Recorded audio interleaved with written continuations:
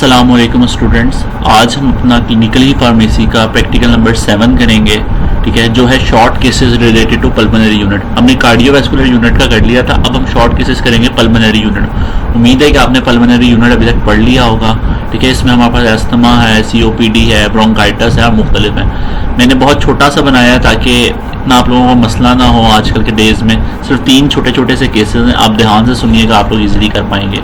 पहला केस है mister KM is a 49 years old man who has been diagnosed with asthma since childhood. He also suffers from allergic rhinitis with symptoms following exposure to grass pollen in the early summer. He is also allergic to cats. Over the past 2 years, his asthma has been steadily deteriorating with a marked reduction in his ability to walk without becoming breathless.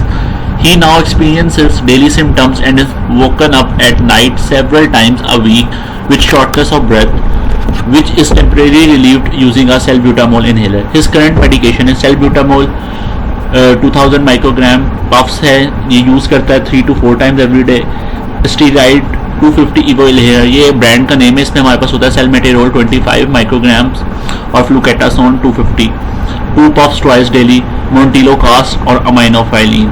ठीक हो, के बाद ये उसकी dose है। He has had 5 exacerbation in the past 18 months requiring hospitalization, मतलब 5 दफ़ा उसको ज़्यादा मसला उठा है पिछले 18 महीनों में, तो जिसकी वजह से वो बार बार हॉस्पिटलाइज जाता है। His last admission was 1 month ago with a severe exacerbation requiring a short period of ventilation support. He was discharged with a course of prednisolone 40 mg daily for 14 days but had to continue taking prednisolone and currently taking 10 mg daily.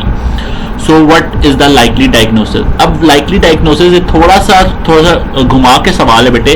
Diagnose तो उसने कर दिया कि उसने asthma है। ठीक हो, के बाद पेशेंट गया था हमारे पास, एस्थमा का था, उसको बचपन से एस्थमा था, लेकिन साथ साथ उसको पोलन और कैट से एलर्जी भी थी, जिसकी वजह से उसको एलर्जिक रेनाइटिस हो जाता था। और बचपन से होने के बावजूद उसको जो आखिरी 2 साल हैं उससे उसका एस्थमा जो है वो खराब होने लगा था ज़्यादा, तो बहुत ज़्यादा वो ब्रेथलेस होने लगा था, रात में उठ जाया करता था। तो अब डायग्नोसिस क्या है?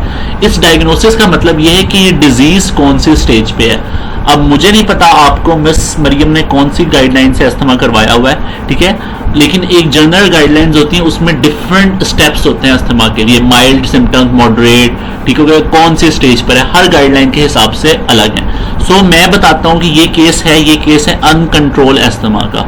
ठीक हो, के बाद बेटा मैंने जिस गाइडलाइन से ये कंसीडर किया हुआ है, रॉजर वॉकर से ये मैंने केस लिया हुआ है, उन गाइडलाइंस के हिसाब से अगर पेशेंट को फ्लूकेटासोन, जो ये आपका स्टेरॉइड्स है बेटे, ये तकरीबन 1000 माइक्रोग्राम से ज्यादा जा रहा हो और फिर भी अस्थमा कंट्रोल ना हो रहा हो, तो it is a type under uncontrol asthma.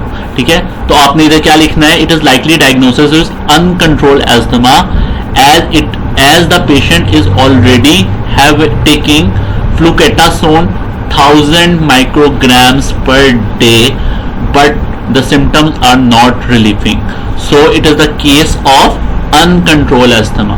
ठीक है, आपने अच्छी सी एक लाइन बना के इसके अंदर लिख देनी है। ठीक है, अच्छा, नेक्स्ट क्वेश्चन की बात अगर हम करें तो हमारे पास नेक्स्ट क्वेश्चन क्या है? नेक्स्ट क्वेश्चन है हमारे पास, is there a link between asthma and allergic rhinitis? क्या कोई लिंक होता है? तो इसका जवाब है बेटा कि यस, होता है। Allergic rhinitis coexist with asthma in the majority of the patient. The rhinitis should be treated with intranasal steroid as this has been demonstrated to improve asthma morbidity.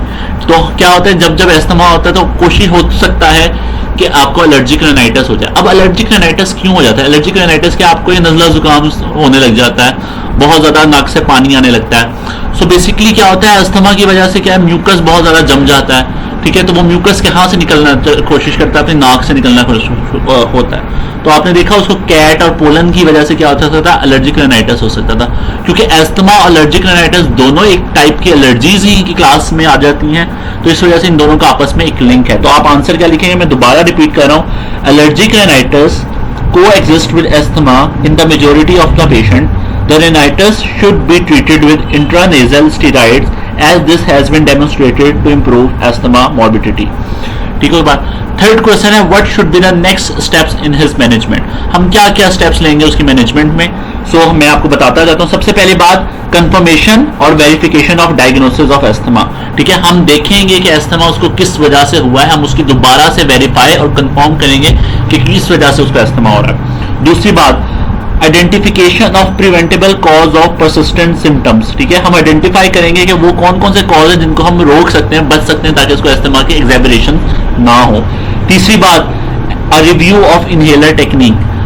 Inhaler को हम देखेंगे कि क्या वो जो पेशेंट इनहेलर को use कर रहा है क्या वो सही तरीके से यूज कर रहा है या नहीं. चौथी बात assessment of adherence to the treatment. Adherence check करेंगे कि क्या पेशेंट अपने ट्रीटमेंट के साथ एडहेयर है या नहीं. और लास्ट चीज आईजीई टिटर्स. आईजीई क्या होता है आपको पता है, इम्यूनोग्लोबुलिन्स होते हैं आईजीई जो आपकी एलर्जी कंडीशन में आपकी बॉडी में बहुत ज्यादा पाए जाते हैं. हम उसका टोटल आईजीई बॉडी में से कैलकुलेट करके पता लगाएंगे कि क्यों पैदा हो रहे हैं और क्या अमाउंट है जिसकी वजह से हो रहा होता है. ठीक है, तो ये चारों बातें आपने, ये आईजीई टिटर वाली बात ना भी लिखें, पहली चार बातें लिख दीजिए. मैं दोबारा रिपीट कर रहा हूं. कंफर्मेशन और verification of the diagnosis of asthma. Number 2 identification of preventable causes of persistent symptoms. Number 3 a review of inhaler technique. And number 4 an assessment of adherence to the patient to the treatment. तो आपने ये चारों बातें इसमें लिखनी है. अब next हमारे पास क्वेश्चन है बेटे, a 61-year-old man is found collapsed at home and taken to hospital. His family reports him complaining of a sore throat a few days before admission. On examination, he is pyrexial, hypoxic and tachycardic with reduced air entry to circulation at the right base. Chest X-ray reveals a right basal pneumonia. So basically ये क्या case है, pneumonia का. अब फिर दोबारा आपके पास सवाल आ गया what is the likely diagnosis. Basically हम कहना चाह रहे हैं कि क्या है डायग्नोसिस, लेकिन हम पूछ क्या रहे हैं सवाल घुमा के which type of a disease it is. So basically क्योंकि ये कम्युनिटी की वजह से हो रहा है, किसी हॉस्पिटल की वजह से नहीं हो रहा, तो हम क्या लिखेंगे, he is diagnosed with community acquired pneumonia. Cap से साथ इसको हो रहा है. ठीक है, फिर आपने कैप को आगे डिफाइन करना है. आप इसकी अच्छी सी डेफिनेशन कोई से भी कहीं से भी अच्छी सोर्स से ढूंढ के इसके साथ लिख सकते हैं कैप होता क्या है. नेक्स्ट क्वेश्चन हमारे पास क्या है बेटे, नेक्स्ट क्वेश्चन है what are the possible infected organisms. आप लोगों ने पढ़ा होगा इसके ऑर्गेनिजम्स क्या क्या हो सकते हैं जिसकी वजह से कैप होता है. फिर भी मैं आपको बता देता हूँ, एस नमूनी है, एच इन्फ्लुएंजा है.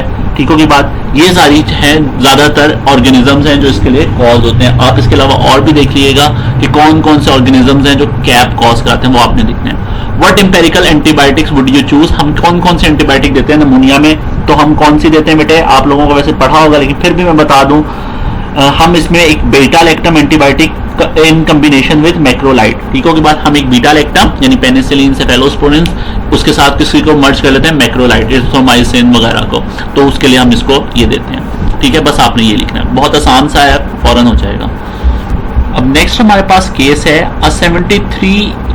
a 72 years old man with known history of COPD present to the hospital accident and emergency department with increasing breathlessness. He has a cough productive of cream colored sputum which is normal for him. He is not noticed an increase in purulence or volume. Chest X-ray show hyperinflamed lungs but no focal consolidation and a diagnosis of acute exacerbation of COPD was made. ठीक है, तो patient हमारे पास पता चल गया COPD का है. तो सबसे पहले how should this patient be manage. अब इस पेशेंट को हम कैसे मैनेज करेंगे. ठीक है, अब सीओपीडी में बेटा क्या होता है कि बहुत सारी जो एक्सेबरेशंस होती हैं वो क्या होती हैं, वो नॉन इन्फेक्टिव होती हैं. ठीक है, की बात वो आती रहती है. ठीक है, क्योंकि आपका सीओपीडी में कंस्ट्रक्टिव ऑब्स्ट्रक्शन हुई होती है. ठीक है, बहुत ज्यादा बंद होता है तो अक्सर ही थोड़ी थोड़ी देर बाद आपको क्या आता है, एक अटैक सा आता है. ठीक है, की बात, तो हम इसमें क्या लिखेंगे कि many exacerbations of COPD are non infective. Antibiotic should be reserved for where sputum has become more purulent. ठीक है बेटा, प्यूरुलेंट क्या होता है कि बहुत ज्यादा आने लगे, या अभी देखिए क्रीम कलर का नॉर्मल उसको आ रहा है. ठीक है, लेकिन अगर यही ग्रीन कलर का हो जाए या मुख्तलिफ और तरह का हो जाए तब हम एंटीबायोटिक्स वगैरह यूज करेंगे. अभी हम सिर्फ उसके जो सिम्टम्स हैं उनको रिलीफ देने के लिए हम इस्तेमाल करेंगे जो भी उसको ड्रग्स जा रही होंगी. ठीक है, कोई खास हम नई ड्रग एंटीबायोटिक्स नहीं ऐड करेंगे. दोबारा रिपीट करें, उसका आंसर आप क्या लिखेंगे Many exacerbations of COPD are non-infective. Antibiotics should be reserved for where sputum has become more purulent. ठीक होगी बात, प्यूरुलेंट का मतलब होता है ज्यादा हो जाना, स्प्यूटम ज्यादा हो जाना. What investigation would inform the diagnosis. अब हमने डायग्नोज तो कर लिया, लेकिन वो कौन कौन सी इन्वेस्टिगेशन है जो हमें पक्का बताएंगी कि यही डायग्नोसिस है या नहीं।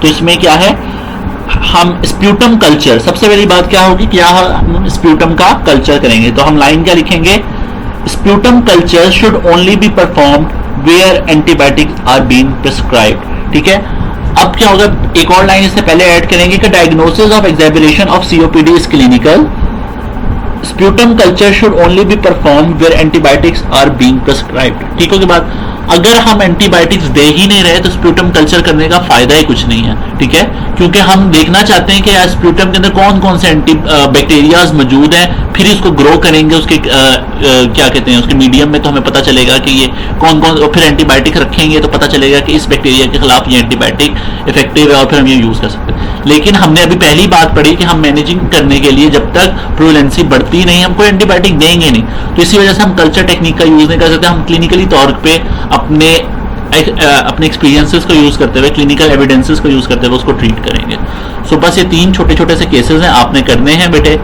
उम्मीद है कि आप लोगों को समझ आई होगी। Thank you so much.